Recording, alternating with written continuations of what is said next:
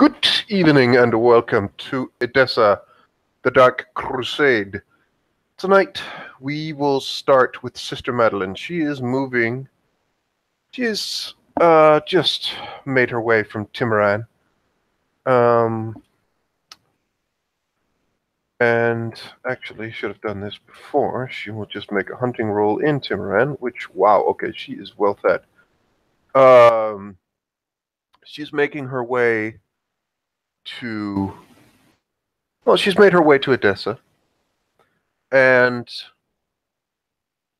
she is just making her way to the sheriff's office because of a certain, well, a discussion about especially one incident where she actually may have breached the silence, but also of quite a few other goings-on in the city.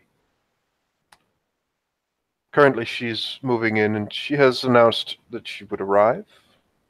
She does not hide. She is not someone to break rules and just deny it and stay away. She is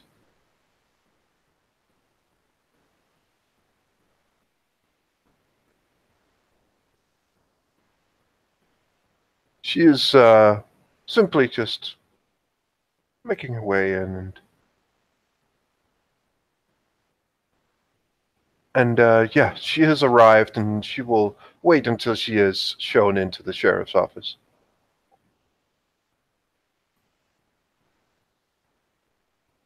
As you enter into the sheriff's office, you notice more, and you notice this quite clearly as you kind of entered back into Edessa from Timoran, that there are a lot more guards. Most of them do not wear the regalia, the attire of the city's guards. No, these men look like trained professionals. They are, you see them basically patrolling and guarding many of the very important buildings and such within the city, including the broken into Elysia. And they are essentially doing what professional trained men are doing. They're doing their job. And the citizens, of course, are not looking very, they don't feel safe in at this moment in time with everything that has gone on within the city. But probably a good idea not to think that you are safe in the city at this moment. But no. Anyways. But yes, you make it to the offices, and they inspect you, make sure you are who you say you are, things of that nature. It is very clear cut. Obviously, they know that the sheriff has been expecting someone named Madeleine and what have you, and they bring you into his offices, and you are led to one of his private quarters.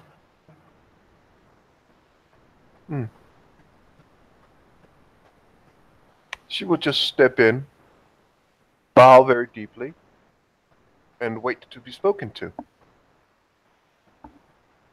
You see the sheriff. The sheriff has been on one of his tables. You see what looks to be a map of the city, and you see him with what looks to be kind of like needles, kind of like poking at like places where incidents have happened, things like riots, certain other activities, things like that. The Guild Hall fire is very prominent, and he, from what the look of it, it looked like he was trying to see if there was some sort of pattern as you came inside, and he looks at you and he kind of gives you a very briefest of nods as he says, "Sit, Madeline, now." She does so. And he walks over back to his back to the seat area where you are. And he sits in his chair. And he goes, "So, Mustafa, my hound, informed me of an incident at the shop of an Omar, and quite frankly, with how he looked, it seemed that everyone had a very interesting night." Quite so. Fire scared me off, and I might have exposed myself in well, a form not familiar to the kind, and thereby I have broken the silence. This is my crime, and I truly and fully admit to it. I shall rectify this in time, with your blessing and with the prince's blessing. The sheriff, he doesn't say anything about that. He simply looks at you and he says, "Madeline, before I even think about my decision of anything of that nature, please give me your side of these events. Mustafa has told me there was some sort of creature there, one that attacked him." Hmm. It attacked more than us, but supposedly this has a bit of a backstory, if you will allow me. I will have to He start a few days back. he simply uh, rolls his hand with a, you know, talk about it, basically. The night that the rats first appeared, the night of the plague, when it first came to Timaran, I was at the company of Joanna, Margot, Garnet, Mina, and I believe Irene was there as well, and the Tremere Aldrich. We came into contact, or, well, a creature, small, but definitely nothing I had seen before. What was later discovered to be a demon in a true form of a demon, was conversing, was interfering, and apparently very attracted or drawn to dear Margot of Clan Toreador. In that tower of the bathhouses, we were locked in the tower, and it said that it had taken the key, apparently in a sort of jest towards Margot. I do not know. But it said that it would make a deal. It would give us the key if she would accept its gifts. And in my presence and in all others' presence, they will testify to this, or they will lie and say they did not hear it. She accepted the deal of this demon. I was mortified, but at the time, a plague had struck the city in those very moments. The following days, my job as seneschal of Timaran meant that I had other things to see to. However, the worries of an infernalist in our ranks, someone who converses and deals with demons, still lingered in my mind. 2 days ago, 3 days ago, the fires in the guild houses. Joanna's house was under attack by a mob led by a preacher, proclaiming Joanna, another Toreador, to be in communion with demons working for the devil. The rumor had already spread to the mortal populace. I knew that I was already too late, and while I would go through you or any other official channel, at that night I would have tried to take Margot into the preacher attacking the house. He immediately burst into flames. This was witnessed by other people with seemingly no explanation. A quite horrifying sight. But I knew I had to take Margot into custody. Timaran, with Ulrich's blessing and some of the, well, preparations he has made for the unholy, makes Timaran a better place suited for dealing with these creatures. But I was not able. I knew that I had little time before the demon would grow in strength. But I underestimated Margot, the demon, and overestimated myself. When I was at the Marmot's shop and Margot and Joanna was there, I wanted to surprise her, stake her, incapacitate her as soon as possible, escort her out of the city, and get to Timaran where we can contain this threat and perhaps gauge as to what and how powerful this demon was. But as soon as I tried to stake her and Margot was not staked,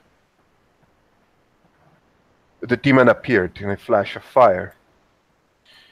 I was scared off. Your hound was attacked. Ulrich was attacked. He was able to, as far as I understand, disrupt its mortal, well, its earthly form. But this will only mean that it will reappear at some time. It is tied. The demon is tied to Margot now, and it is stronger than it was before. Perhaps the reason it was able to burn this preacher that attacked her and Joanna, and why it was able to rip this shop apart. I am complicit in the troubles happening, but it is worth noting that it appeared seemingly when I accused her of being an infernalist. It appeared and simply smugly addressed me with, "Do not be such a prude," and proceeded to cast fire. That is my actions, and that is what I intended. I attacked another in, well, not in anyone's domain, but in the city. I would not consider it a crime, since she has been dealing with demons, and by rights she should be dead by now. I should have killed her outright. Well, some would say that, but it is clear from her aura if you perceive it. Small signs of something are present in them. The same signs as in the demon's aura when I saw it. This is what happened. This is my actions and my failure. If you wish, you have my permission to enter my mind and see my thoughts, memories. If you have any doubt, I would accept it. It is a grand tale, I know, but this is my reason for doing so, and I have nothing to hide.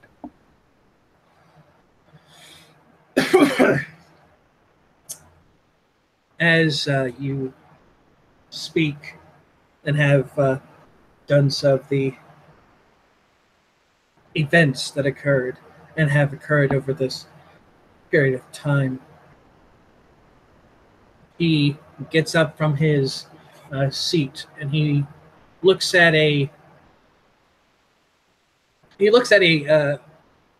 coat of arms, and you can see a mountain. It is kind of a mountain with the cross upon it, up on high. But the cross is a red. And he says, "Infernalism is a heavy. And he says, it is a heavy accusation, one that, for me as sheriff, must not be taken lightly. And he kind of moves away from it, and he picks up a. It looks to be a small, kind of a knife weapon. It's a.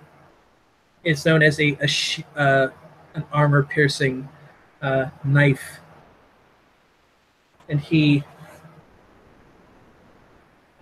places it upon the table between you and him, and he says, "Madeline,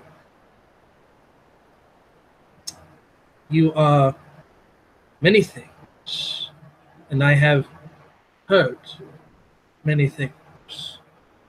A person who speaks lightly, that I have not heard of you. And you are a seneschal. Your words carry weight." And so he picks up the blade and he says to you, "This is what will happen."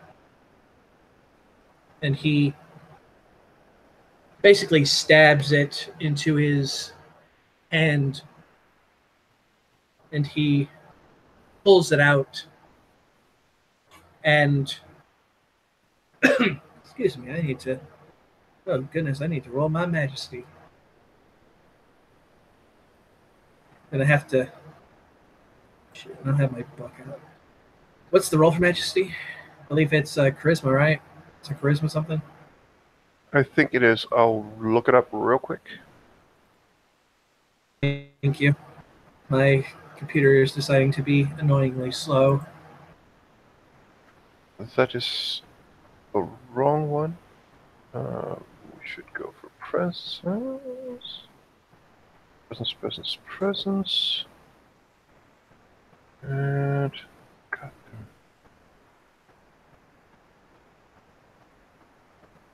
damn. Man.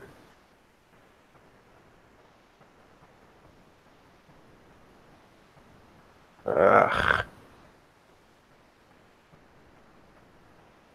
Getting there. Open. On Bodens. Yay! Here we go. And Majesty. Well, you actually don't have to roll. Oh, I don't? Oh, okay. Well, that works. Works for me. But the vampire must spend a willpower point. He is more than willing to expend a willpower point in this endeavor, as you see him kind of pushing the blood up from the wound. The wound itself is very egregious.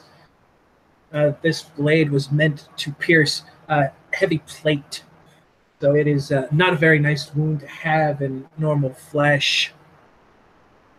And you feel the onset of this the presence upon you, Majesty, and you see him very regal in the aura that is represented in him. And as he stands, he speaks. He speaks to you, very regal, very cold and calculating. And he says, "Magdalene, Seneschal of Tamaran and of Clan La Sabra, you will kneel before me, and you will take of my blood, and you will be bound to me. You will do so, and you will send me reports of any incidents within Tamaran. Is that understood?" And you see him take your chin, and he brings it up very roughly, and he holds your mouth open, and he waits for you to speak. Madeline is somewhat quivering at this point. I think I need to. What is the sheriff's charisma intimidation? I will get that for you right now. His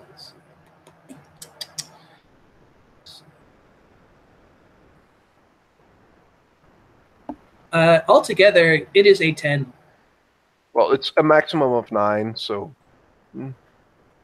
I'll just roll it. Well, it's 9 anyways. And what is her courage is 3, so that's a fairly tall order. Wow, she actually has 1 success.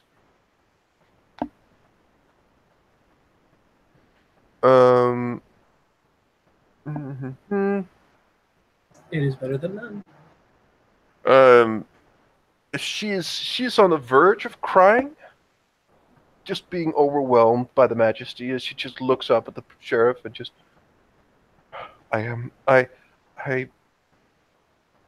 sheriff, I wish to serve. I wish to better my, oh, I must admit, I will serve the city as well I can, but if I were to report to you, I would be in violation of my duty to Ulrich, and I am sworn, I would be sworn to serve you both.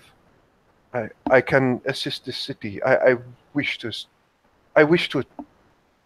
you.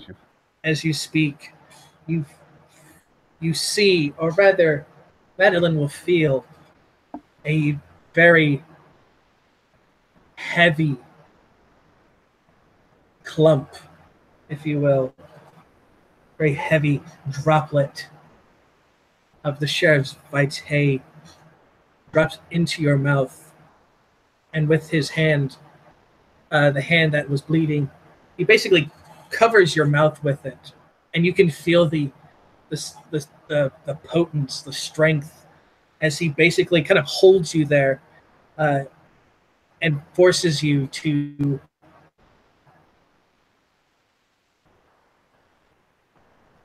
and when he finishes with that, he takes his hand from your mouth. You see him wipe with his hand, his other hand, his clear one. He wipes the blood from your lips. And he says, in a far more, in a still kind of a regal tone, but not as demanding, he says, if it is true that Margot is truly an infernalist, then you have already saved this city. Take that to heart, Madeline of Timoran. Now go. And he basically tells you to leave his presence. And you can feel the coldness in his voice as he says that. This man is definitely a sheriff, and that's probably a horrifying thing to contemplate. And Madeline just still, like, the majesty is what it is, and it is terrifying, comforting to some, since it is quite unlike many other things. And Madeline just, like, almost fumbles a bit as she just, of course, my sheriff, I thank you. I only wish for the safety and normalcy to return to this city. And she just nods a couple of times as she begins to back out of the room and leaves. Yes. And as you leave his office and you return into the streets of Edessa, which has, again, the feeling of isolation with the large amounts of armed men. Can you give me a perception alertness? It is in a dice 2. Yes, dice 2. Good old perception alertness. And A 2 successes. and two. That is more than enough for me. Good sir. As you look about the city and uh you see the various groups of people, you do notice someone that you remember very quite clearly. You see him within the kind of small alley point that is behind the sheriff's kind of offices. And before you know it, before you, for mortals, they would have to blink their eyes to even think, was this guy even here? But as soon as you kind of look towards that direction, you see him for the briefest of moments. You see him actually crawl through well, you see him crawl into something that's behind the sheriff's offices. You don't know what, but you see him disappear into that area. Madeline will actually go over and call out, "Sir, might I speak with you a moment? I remember you. Are you here?" Let's see, I gotta roll and see if he makes any noise. uh, let's just roll ourselves a classic D10 and see what he gets. Uh, you hear the smallest bit of what sounds like brick, kind of loosened, and you hear rather you see a pair of eyes kind of looking at you upside down.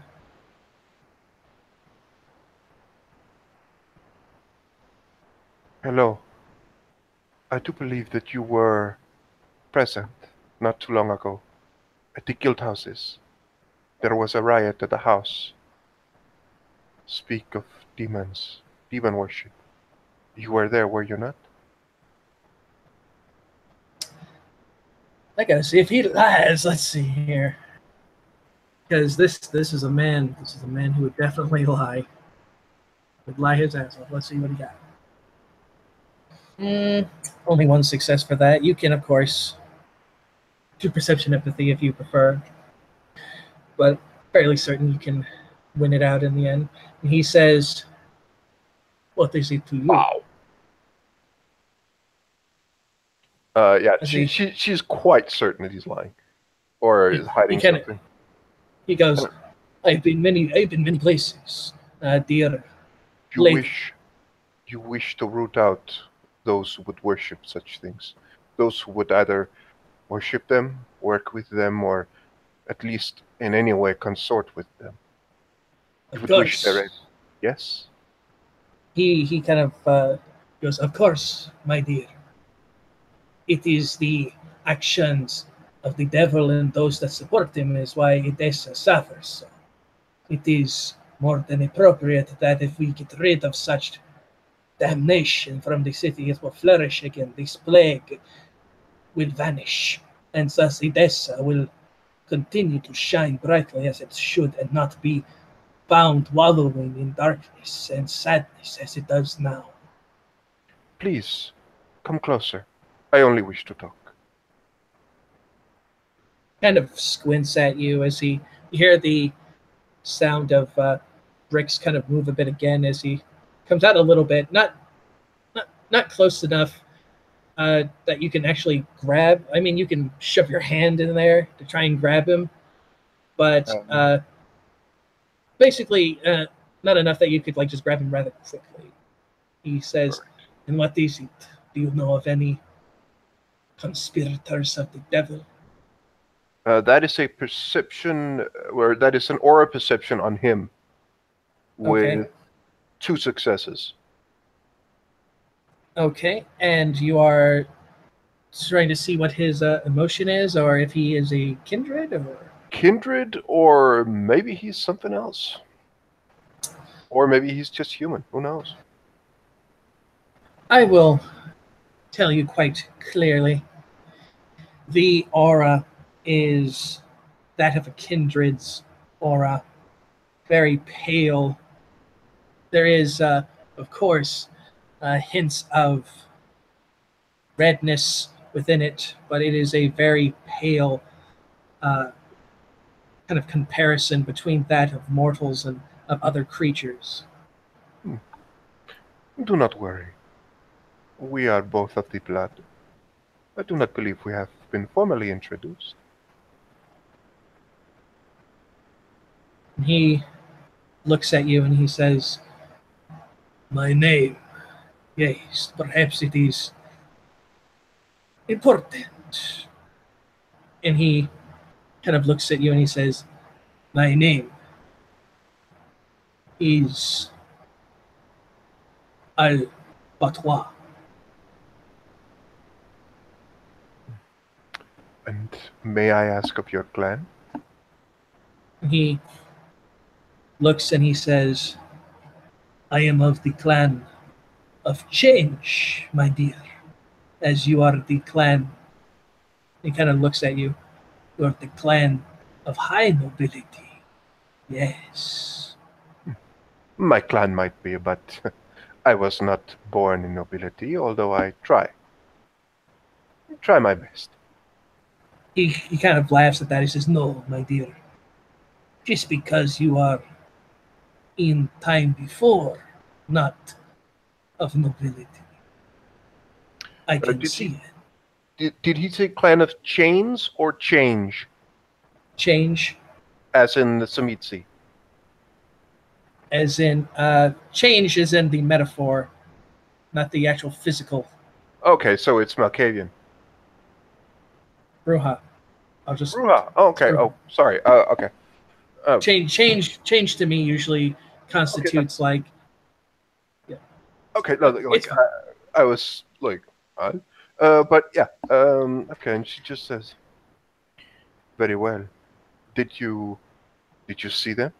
Did you see something or notice something with dear Margot? She is the one conversing with the demon, not you, He Anna." he says only what I have heard. It is difficult to discern where the demon lies its head. Yes, demons are incredibly tricky creatures. They prey upon the heart and the soul. If the soul is already prone to such machinations, then the devil already has all the material needed to ensnare it. These devil worshippers within the city, they know this and they embrace it. That is why they have caused all this pain and suffering. If I, yes, if I could find them, punish them, truly, truly God would smile upon Edessa again. I saw Lady Margot of Clan Toreador speak with one and accept its deal. And he kind of he crawls out a little bit so you can actually see his face under the kind of tattered clothes that he wears. He looks to be a man. Honestly, you'd think he's a man within his his 50s, but he's very scrawny, very uh, lanky. A man who has not had decent food in his mortal life. And he says, "Really now, madam, do you know where this Margot resides? If you do, perhaps I can beat the devil out of her, or it is too late." Well, I tried to apprehend her, and that is why I needed to speak with the sheriff. However, the demon appeared in its new form and defended her.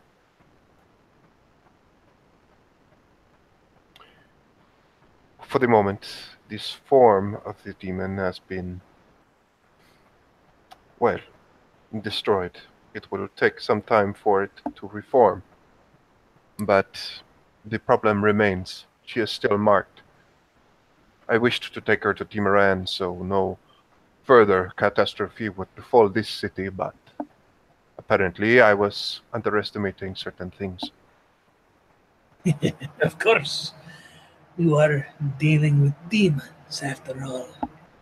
While we, and he kind of looks around just to make sure that there's nobody kind of around, and he says, "Of course, we are demons, but the demons are more demon than us." Yes. Well, I would say that we are beasts, and a beast has a certain way about it, a certain natural, brutal way to act, while a demon is something quite different and quite more corrupted to the core, I would say. Yes. And he kind of, you hear him listening for something. You don't hear anything.